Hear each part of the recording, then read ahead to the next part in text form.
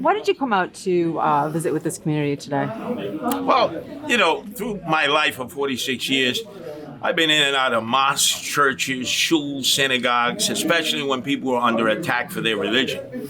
But this is where I started the Guardian Angels, the Bronx. And these are the men here who know the history. Some of them, not so much because they're younger.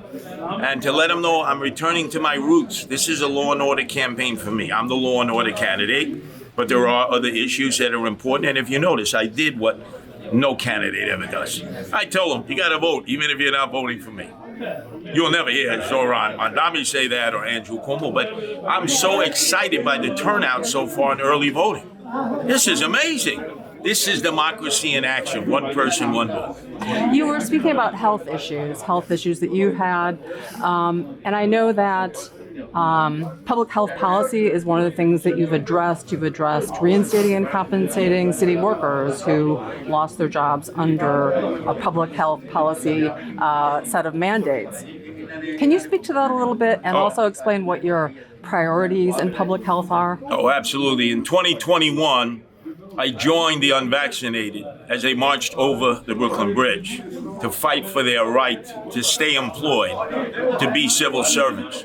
My team then said, don't do this. It's the middle of the lockdown and pandemic. It will cost you votes, Curtis. It did cost me votes. A lot of people say, why are you with the unvaccinated? I said, well, we had a mayor, Bill de Blasio, who imposed this before he left, and then Eric Adams, who continued it. But he made an exemption for Kyrie Irving, the basketball player for the Brooklyn Nets, and Aaron Judge, the great Yankee. They did not get vaccinated.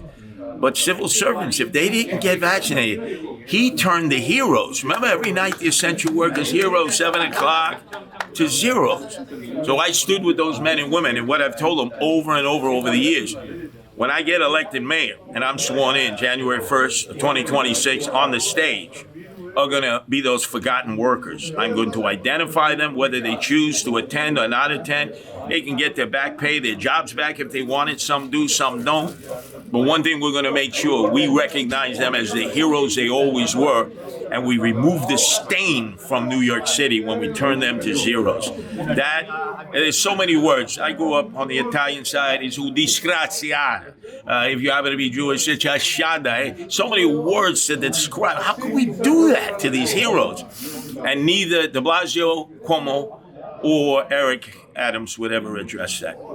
And beyond that, do you have some priorities in public health that you can talk about? Oh, yeah. Look, as people know, 46 years leader of the Guardian Angels, I've spent time in the inner city. I've lived in the inner city. In fact, I have a headquarters in Brownsville, Brooklyn, right where I live from 74, 76, Osborne, and Hegman. No Republican has ever had a headquarters in Brownsville. But it is ICU Boulevard, ER Boulevard. If it ain't Kentucky Fried Chicken, it's Kansas chicken, Kennedy chicken, fried foods. Try to find some edible good foods. It's almost impossible. So you see people of color who are in these neighborhoods because they're poor and impoverished, or they don't have the ability to lead. They don't have Trader Joe's. They don't have Whole Foods. Hey, we need to help them make Trader Jose's. Doesn't matter. You need to give options to people. And it's still not there. It's still not there. I see so many young men and young women I grew up with. They're missing limbs. They're missing arms. They can't see. Diabetes, heart attack, stroke. Much of it because of the poor diet and pork. Oh, my God. Pork's a killer. It's recognized by everybody, but how many times I go to the Cucifrito joint? Pork. Mofongo, mangu, pork. Enough. Mamdani has proposed city-owned grocery stores to address this issue. What is your proposal? Well, city-owned grocery stores, as I said to Zoran in one of my engagements with him, hey, Zoran, how are you going to stop the the shoplifters from going into city grocery stores and putting you out of business? There's no answers for that. Look, we have enough private entrepreneurs, small businessmen and women, mid-sized, large. It's just a question of getting the right foods into the right places. I don't think the city should be involved in that. Government subsidize. Now, you could subsidize getting good food into the existing places that sell food because the vendors tell me this is what the people want. Fried food, fried food. Well, that's because that's what they've grown up on. So you need to lower the cost of good food so they'll see that as a substitute because let's face it, good food, even at Trader Joe's or Whole Foods, is expensive. And it's beyond the ability of some of the inner city people to afford because all the bad food is real cheap. Package of Oreo cookies, right? Man, that'll send you into diabetes hell. What about free transport? Is that possible? It failed in so many places. Well, I get a good belly laugh because when Zoran Mandami says free bus fare, half the people don't pay their bus fare to begin with. 1/3 don't pay their subway fare. According to the Citizen Budget Commission, last year alone, 2024, $1 billion in fare evasion goes beyond just subways and buses. It's also the tolls for the MTA, bridges and tunnels, MTA, Long Island Railroad, Metro North, $1 billion. No, we have to stop fare evasion.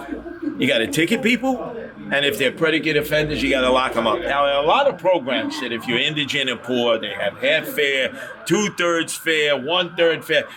But you got to sign up for the program. If you don't sign up for the program, sorry, everybody's got to pay their fare.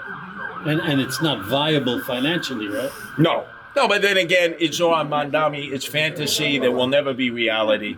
And it sounds good. And he's very affable and he always smiles. But, unlike Pinocchio, that's Andrew Cuomo. Andrew Cuomo tells lies, his nose grows like Pinocchio. We have a word for that in Italian. When Zoran Mandami tells lies, his nose doesn't grow. His smile just gets bigger. He's so affable. It's like Sade, the song Smooth Operator. People don't realize there's nothing for free. Do you think that this is a make or break moment for New York City? In other words, if Mamdani wins, the city will never be the same in its institutions and its political offerings. I don't know. People are so dystopian, so draconian. I feel like I got to take a hot shower after I listen to Andrew Cuomo. My God, it's doom and gloom. Yeah. Look, if the people vote for Zoran Mandami, if they pick him, because it's not the billionaires or influencers or insiders that are going to pick the next mayor, I'm not leaving. I'll improve, not move. I'll be part of the opposition. But everybody is just fear, fright, hysteria. We've had socialists here before. The biggest DSA member was David Dinkins himself. All right. He was the first. We've had communists in our government here in New York City, going back. Bella Abzug? Well, she was more of a socialist, but the point is, let's see, but the dystopian, draconian, you really feel at the end of the day, listening to Andrew Cuomo is like, why would I vote for you? You're like the uncle that I don't want to come over to Christmas or Rosh Hashanah or any family gathering. It's like, I want to stay over because I'm a happy warrior. So I obviously am adversarial to Zoran Mandami on every level, but I'm a happy warrior. Andrew Cuomo, it's like God. It's like he's a political zombie come back from the dead. That's why a lot of people don't like him, because it's just hopelessness and despair with Andrew Cuomo. And you see yourself as a different kind of Republican. You're not really like the MAGA, stereotype. No, I never have been. So if you remember in 2021, Fernando Mateo was my adversary in the Republican primary. He was flying the MAGA colors. He appealed to Trump to endorse him. I had Rudy Giuliani as my supporter. Trump backed off. I beat him handily, 70-30. Look, there are a lot of MAGA people who vote for me because they've known I've always been there for them, regardless of who you are in the city. When I go to neighborhoods, 350 neighborhoods in New York City, many of them, the only Republican they've ever seen is Abraham Lincoln on a $5 bill. When I walk in, they say, oh, that's Curtis, that's the guardian angel. Very few of them say that's the Republican candidate. And for those who can never vote for a Republican, because I know what it's like, I came from a Democratic household, we have the first ever independent line put together by my wife. You'll see that first on the ballot. Andrew Cuomo, you got to go looking for in the maze. Protect animals, no-kill shelters, animal abusers go to jail. There are a lot of one-issue voters when it comes to animals and pets. They care more about their animals and pets than they care about their relatives, their siblings, and everyone else they got to deal with in life.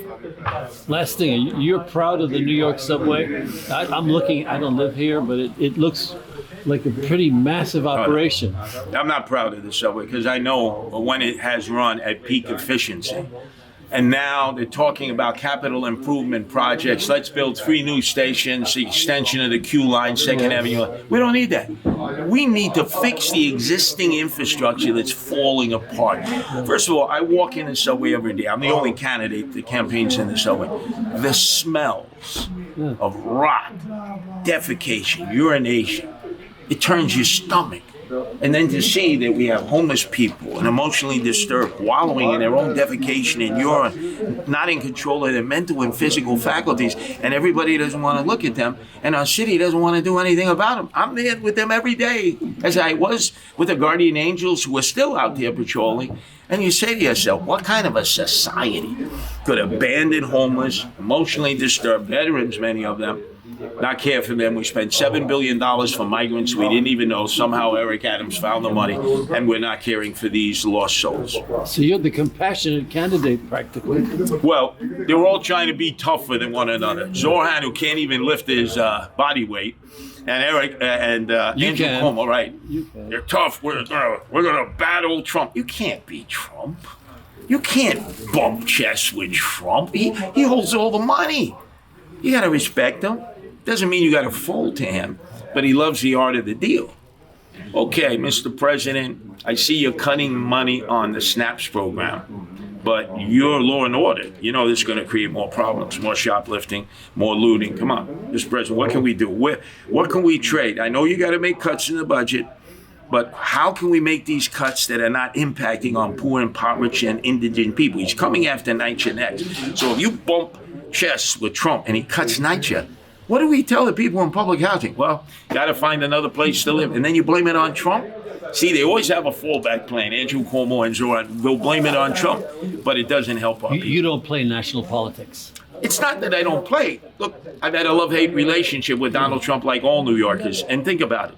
Who did he pick for his vice president? J.D. Vance, who in 2016 called him Hitler.